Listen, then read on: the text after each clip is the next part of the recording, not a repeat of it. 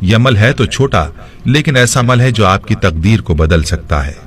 بہت ہی آسان عمل ہے جسے مرد حضرات بھی کر سکتے ہیں اور عورتیں بھی کر سکتی ہیں۔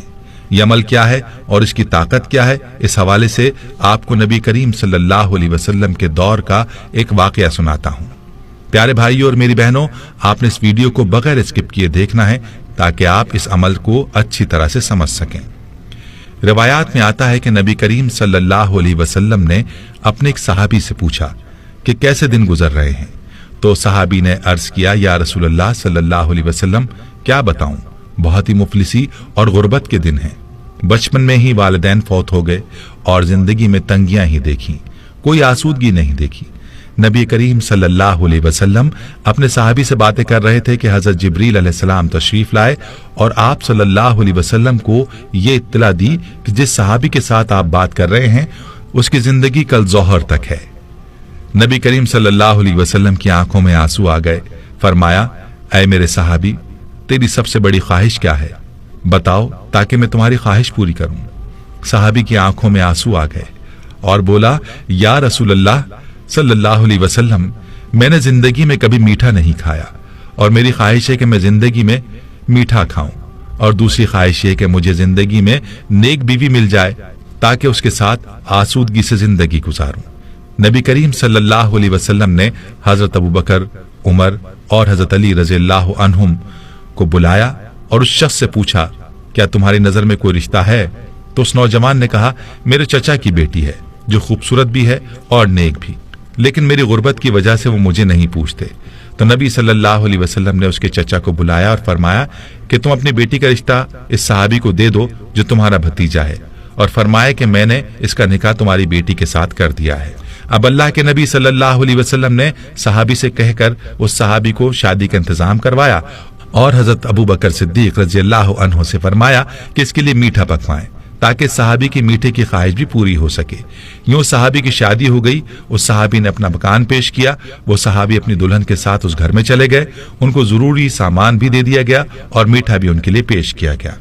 اللہ کے نبی صلی اللہ علیہ وسلم نے ایک صحابی سے کہا، ظہر سے عصر تک اس گھر کے ارد گرد رہیں، اور جیسے ہی رونے کی آواز سنائی دے تو آپ صلی اللہ علیہ وسلم کو اطلاع دیں۔ وہ صحابی وہاں موجود رہے، لیکن کوئی رونے کی آواز نہ آئی، بلکہ خوشی اور ہنسنے کی آوازیں ہی سنائی دیں۔ عصر کے وقت اس صحابی نے نبی کریم صلی اللہ علیہ وسلم کو سارا ماجرا بتایا تو آپ صلی اللہ علیہ وسلم سجدے میں گر گئے اور اللہ رب العزت سے عرض کیا، یا اللہ، جبریل علیہ السلام نے تو مجھے اطلاع دی تھی کہ صحابی کی زندگی ظہر تک ہے، لیکن یہ کیا ماجرا ہے؟ تو غیب سے آواز آئی، اے میرے حبیب، تقدیر میں یہی تھا کہ اس کی زندگی ظہر کے وقت تک تھی، لیکن جب آپ نے اس کی شادی کی اور اس کی خواہش پوری کرنے کے لیے اس کے لیے میٹھا بھی بھیجا تو رات کو یہ صحابی کھانا کھانے کے لیے اپنی بیوی کے ساتھ بیٹھا، ابھی کھانا کھایا ہی نہیں تھا کہ دروازے پر فقیر نے آواز لگائی کہ میں بھوکا ہوں، اللہ کے نام پر کچھ دے دو۔ تو صحابی نے بیوی سے اجازت لے کر وہ سارا کھانا اس فقیر کو دے دیا، اور وہ میٹھا جس کی وہ خواہش رکھتا تھا وہ بھی اس نے فقیر کو دے دیا۔ جب فقیر کو اس نے کھانا دیا تو فقیر نے دعا دی کہ اللہ تمہاری جوڑی سلامت رکھے اور تمہیں زندگی میں خوشیاں عطا کرے۔ تو میری عزت کی قسم، مجھے اس نوجوان صحابی کی ادا پسند آئی اور میں فقیر کی دعا کو ٹال نہ سکا، یوں اس کی زندگی کو میں نے بڑھا دیا۔ تقدیر کا لکھا یہی تھا کہ اس نے ظہر کے وقت مر جانا تھا، لیکن صدقے نے اس کی جان بچا لی۔ پیارے بھائیوں اور میری بہنوں، یاد رہے کہ صدقے میں اور دعا میں اللہ نے بڑی طاقت رکھی ہے۔ یہ دعا ہی ہے جو تقدیر کو بھی بدل دیتی ہے، اور صدقے میں بھی یہ طاقت ہے کہ وہ آفات اور آنے والی بلاؤں کو دور کر دیتا ہے۔ تو میرے بھائیوں، آج کا جو عمل ہے وہ صدقہ ہے۔ آپ نے اپنے مسائل کے حل کے لیے صدقہ کرنا ہے، اپنی پریشانیوں کو صدقے سے دور کرنا ہے، اور صدقہ بھی ایسا ہو جو کہ ضرورت مندوں کی ضرورت کو پورا کرے۔ ورنہ آج کل جو رواجی صدقہ ہم دیتے ہیں، روپیہ 2 روپیہ پکڑا دیے، 5-10 روپے دے کر ٹال دیا، ایسا صدقہ نہ ہو، بلکہ ہم ضرورت مندوں کو تلاش کریں اور ان کی ضروریات کو پورا کریں، صرف اور صرف اللہ کی رضا کی خاطر، اور کوئی مقصد بیچ میں نہ ہو۔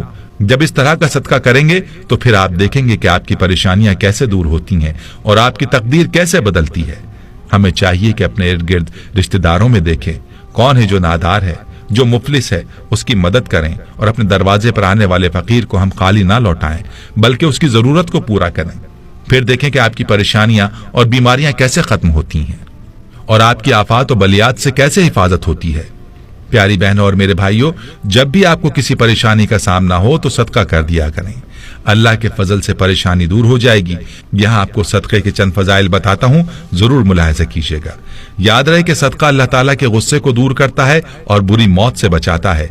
जैसे कि अबू सईद खिदरी रजी अल्लाह ताला अन्हु कहते हैं, रसूलुल्लाह सल्लल्लाहु अलैहि वसल्लम ने फरमाया, पोशीदा सदका अल्लाह ताला के गजब को ठंडा कर देता है, सिला रहमी उम्र में इजाफा करती है, नेक अमल आदमी को बुराई के गड्ढे में गिरने से बचाता है।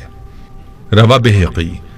एक और रिवायत में आता है कि क़यामत के दिन मोमिन अपने सदक़े के साये में होगा। और इसी हवाले से मुर्ज़द बिन अब्दुल्ला रज़ी अल्लाह अन्हु नबी करीम सल्लल्लाहु अलैहि वसल्लम के बाद सहाबा से रिवायत करते हैं कि उन्होंने रसूलुल्लाह सल्लल्लाहु अलैहि वसल्लम से सुना, आप फरमाते थे कि क़यामत के रोज सदका ईमानदार के लिए साया होगा। रवा अहमद। और याद रहे कि मामूली चीज का सदका भी आग से बचा सकता है, जैसा कि पहले भी जिक्र किया गया कि एक खजूर भी अगर इखलास के साथ अल्लाह की राह में दे दी जाए तो उसका अजर भी पहाड़ जितना होगा। और अदी बिन हातिम रजी अल्लाह अन्हु कहते हैं कि मैंने रसूलुल्लाह सल्लल्लाहु अलैहि वसल्लम को फरमाते हुए सुना, जहन्नुम की आग से बचो, खा खजूर का एक टुकड़ा ही देकर बचो। बुखारी। दोस्तों, मालूम हुआ कि अल्लाह की राह में दी हुई एक खजूर भी इंसान को जहन्नुम की आग से बचा सकती है। एक रिवायत में आता है कि सदका गुनाहों को बुझा देता है। नबी करीम सल्लल्लाहु अलैहि वसल्लम ने फरमाया, सदका गुनाह को बुझा देता है जैसे पानी आग को बुझा देता है। तिरमिज़ी। दोस्तों, सदका देने का फायदा ऐसा है जो दूसरों से बढ़कर है। खुद ही सोच लीजिए कि पानी किस तेजी से आग को बुझाने का काम करता है, और सदके की मिसाल भी इसी तरह से है कि गुनाहों की आग को ऐसे ही बुझाता है, यानी मिटाता है जैसे पानी आग को। दोस्तों, एक बात याद रहे कि मुतादिद आयात और रिवायात से ये बात मालूम होती है कि सदका देने से माल कम नहीं होता। और इसी बारे में हजरत अबू हुरैरा रजी अल्लाह ताला अन्हु कहते हैं कि रसूलुल्लाह सल्लल्लाहु अलैहि वसल्लम ने फरमाया, सदका देने से माल कम नहीं होता, मुआफ करने से अल्लाह इज्जत बढ़ाता है, और आजिज़ी इख्तियार करने पर अल्लाह मर्तबा अता फरमाता है।